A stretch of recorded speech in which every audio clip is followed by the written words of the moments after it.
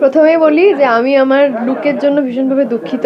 আমি জানি আমি ভীষণ অসুস্থ রোগীর মতো দেখতে লাগছে, কারণ সকাল থেকে প্রচণ্ড ইম্পর্টেন্ট কয়েকটা সিন ছিল। বলতে পারি যে এই সিরিয়ালে শুধু ইম্পর্টেন্ট না, আমার ক্যারিয়ারে এখনও অবধি ইম্পর্টেন্ট করা ইম্পর্টেন্ট সিনটা কেন এতটা ইম্পর্টেন্ট সেটা এখন বলবো না।